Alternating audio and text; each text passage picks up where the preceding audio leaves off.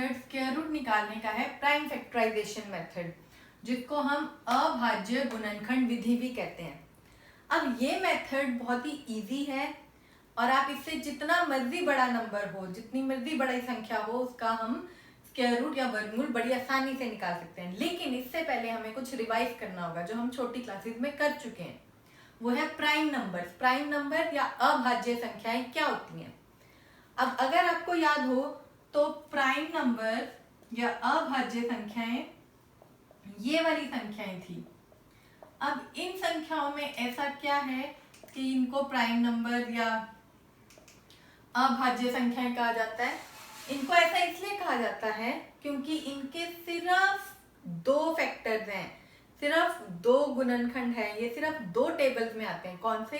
एक तो अपने आप के टेबल में और एक 1 के टेबल में। आप चेक कर सकते हो 13 किसी और नंबर के टेबल में नहीं आता, सिर्फ वो 1 इंटू 13 होगा या 13 इंटू 1 होगा, दो ही टेबल में आएगा।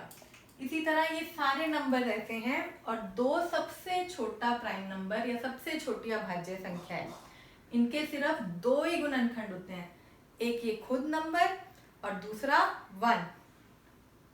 अब हमने क्या करना है, प्राइम फैक्टराइजेशन मेथड से जब स्क्वायर रूट निकालना है तो हमने इन्हीं नंबरों का इस्तेमाल करना है और जो हमें संख्या दी होगी उसके गुणनखंड इन्हीं नंबरों को इस्तेमाल करके बनाने हैं। आगे भी नंबर हैं इसके काफी सारे, अभी मैंने इतने ही लिखे हैं क्योंकि हमें ज्यादातर ये पहले कुछ नंबर ही चाहिए। मान लो अगर अब हमारे पास एक संख्या 196 है, ये नंबर है हमारे पास, हमने इसका स्क्वायर रूट निकालना है और इस मेथड से निकालना है, प्राइम फैक्टराइजेशन मेथड से। तो हम कैसे शुरू करेंगे?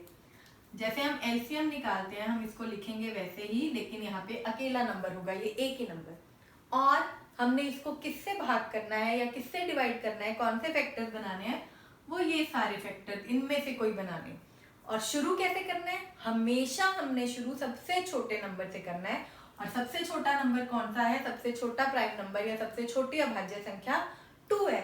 तो हम हमेशा पहले 2 से चेक करेंगे ये जाता है या नहीं। अगर 2 से नहीं भाग होता तो हम अगले नंबर पे जाएंगे, नहीं तो हमें 2 से ही करना है। तो अब ये 196 है, कैसे पता चलेगा हमें ये 2 से डिविजिबल है या नहीं? 2 के पहाड़े में आता है। आप ये देखो 6 पे खत्म हो रहा है, ये मतलब ये सम संख्या है, इवन नंबर है। तो इवन नंबर सारे 2 से डिविजिबल होते हैं, तो ये 2 से भाग होगा। तो हम यहाँ पे 2 लिखेंगे और यहाँ पे जो आंसर आया। अब आपको ये नहीं समझ आ रहा होगा मैम ने डायरेक्टली 98 कहाँ से कर दिया, इतना बड़ा टेबल थोड़ी आता है। तो आप क्या कर सकते हो, आप यहाँ रफ में इसको डिवाइड करके चेक भी कर सकते हो। जैसे 2 9 18 होता है, माइनस करते हैं हम, फिर ये 6 नीचे आ जाता है। नाउ 2 8 16। इसी तरह हम डिवाइड करते हैं तो 98 आ गया आपके पास। आगे मैं फिर से डायरेक्ट करूंगी। अब दोबारा ये इवन नंबर है, सम संख्या है, हमें तब तक 2 का नहीं छोड़ना, 2 से भाग करना जब तक ये नंबर खुद न कह दे कि अब ये 2 से नहीं जाएगा। तो 98 दोबारा इवन नंबर है, ये जाएगा 2 से और कितना आ जाएगा, यहाँ 49 आ जाएगा। आपको अगर ये डायरेक्ट करना नहीं आ रहा है तो आप चेक कर सकते हो, रफ में डिवाइड करके आंसर लिख सकते हो। अब ये 49 आ गया। अब ये इवन नंबर या सम संख्या नहीं रही, मतलब ये 2 से नहीं डिवाइड होगा। अब हमें अगले नंबर पर चलना पड़ेगा। अब हमें 3 से चेक करना पड़ेगा। तो 3 का डिविजिबिलिटी टेस्ट क्या है? अगर ये जो नंबर दिया हो, इन दोनों की हम जो डिजिट्स हैं इनको जोड़ें, अगर हम इसको 4 जमा 9 करें, जो उत्तर आता है 4 + 9 कितना होता है 13। अगर 13 3 के टेबल में आ रहा है तो पूरा नंबर 3 से डिविजिबल है, 13 नहीं आ रहा तो पूरा नंबर 3 से डिविजिबल नहीं है। अब 3 का टेबल तो आप सबको आता है, तो बताओ क्या 13 3 से डिविजिबल है? नहीं है, तो ये 3 से भी नहीं जाएगा। नेक्स्ट नंबर पे आ जाओ 5, ये 5 से भी नहीं जाएगा। क्यों? क्योंकि 5 का अगर आप टेबल देखो, 5 से कौन से नंबर जाते हैं? जिनके पीछे या तो 0 हो या 5 हो। तो ये 5 से भी नहीं जाएगा, ना ये 2 से जाएगा, ना ये 3 से जाएगा, ना ये 5 से जाएगा।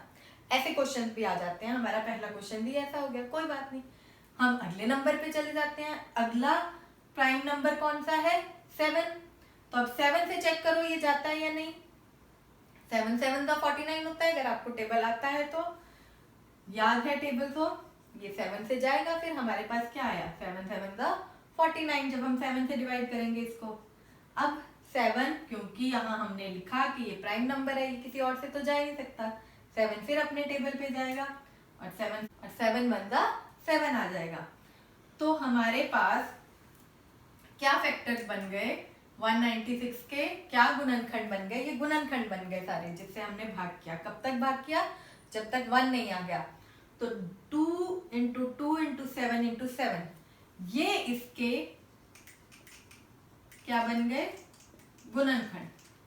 अब ये इसके फैक्टर्स बन गए। फैक्टर्स बनाने तो हमने आ गए, लेकिन हमने अभी स्क्वायर रूट निकालना है। उसके लिए हम क्या करेंगे, स्क्वायर रूट के लिए हम ऐसे करते हैं, ये साइन होता है, तो यही साइन हम इसके फैक्टर्स पे लगाएंगे जो हमने निकाले हैं। अब इसका मतलब क्या है, 2 इंटू 2 2 स्क्वायर, और 7 इंटू 7 का मतलब 7 स्क्वायर। तो मैंने आपको बताया था कि जो स्क्वायर रूट है या वर्गमूल है वो बिल्कुल इसका उल्टा होता है। आपको 2 की जगह 1 निकालना है बाहर, अगर ये साइन हटाना है तो, ये मैंने पहले भी बताया था। तो जितने भी जोड़े बन रहे हैं 2 2 के, वो आप इकट्ठे कर लो। 2 ही जोड़े बने, एक 2 का और एक 7 का। तो इन 2 2 की जगह क्या बाहर आ गया, एक 2 और ये साइन हट गया। इन दोनों 7 की जगह क्या बाहर आ गया, एक 7। तो वर्गमूल 196 या स्क्वायर रूट 196 हमारे पास क्या हो गया, 2 इंटू 7 कितना होता है, 14। ये हमारा आंसर है। इस तरह से हम प्राइम फैक्टराइजेशन मेथड या अभाज्य गुणनखंड विधि से जो भी कोई भी बड़ा नंबर है, हम उसका स्क्वायर रूट बड़ी आसानी से निकाल सकते हैं। इसको समझाने के लिए मैं अभी एक और एग्जांपल लेती हूँ, जिससे आपको और क्लियर हो जाएगा। इसी मेथड से एक और क्वेश्चन करते हैं। जैसे मान लो हमारे पास एक नंबर है 729, अब हमें इसका स्क्वायर रूट निकालना है। तो कैसे करेंगे हम इसके फैक्टर्स बनाएंगे, गुणनखंड बनाएंगे। सबसे छोटे नंबर से शुरू करना है, प्राइम फैक्टर ही बनाएंगे, अभाज्य गुणनखंड ही बनाएंगे, सिर्फ 2 से शुरू करना है। लेकिन ये क्या है, ये 9 पे खत्म हो रहा है, मतलब ये विषम संख्या है, ये तो 2 के पहाड़े में आएगा ही नहीं, तो ये 2 से नहीं जाएगा। 2 से अगला नंबर कौन सा है, 3। तो अब हमें ये देखना है कि ये 3 से जाता है या नहीं जाता। आप कैसे, मैंने बताया था डिविजिबिलिटी टेस्ट 3 का, हमें इन तीनों को प्लस करके देखना है। अगर ये इनका जो जोड़ आता है, सम आता है, वो 3 से डिविजिबल है, 3 के पहाड़े में आता है, तो पूरा नंबर ही 3 से डिविजिबल होगा। तो 7 + 2 9, 9 + 9 is 18, 18 3 के टेबल में आता है, तो ये 3 से डिवाइड होगा। अब हम इसको डिवाइड कर लेते हैं, 3 2 6, 12 बचा। ये फिर मैं डायरेक्ट लिख रही हूँ, अगर आपको नहीं समझ आता तो हम यहाँ पे रफ में डिवाइड कर सकते हैं। तो 3 4 12 हो गया, ये 9 आ गया नीचे, अगेन 3 3 9। ये आप हर बार रफ में डिवाइड करके यहाँ पे चेक करके लिख सकते हो।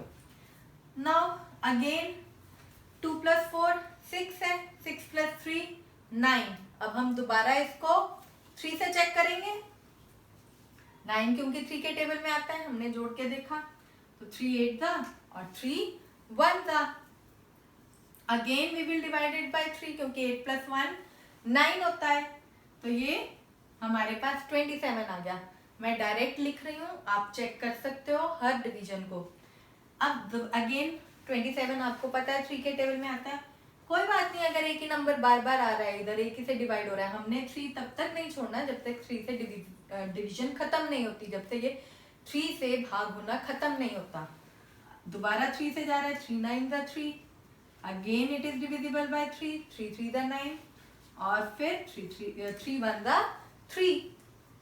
तो ये इसकी प्राइम फैक्टर या अभाज्य गुणनखंड बन गए। तो अब हमें स्क्वायर रूट निकालना है, तो ये साइन लगाना पड़ेगा और क्या करना पड़ेगा, कितने 3 है, 1 2 3 4 5 6, वी हैव गॉट 6 3s।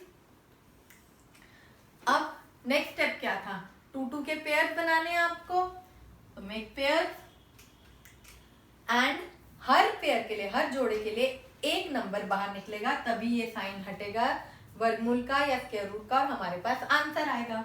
यही फायदा था हमारा इसके पेयर बनाने का, जोड़े बनाने का। तो यहाँ से एक 3 बाहर, मल्टीप्लाई, यहाँ से एक 3 बाहर और एक 3 यहाँ से बाहर।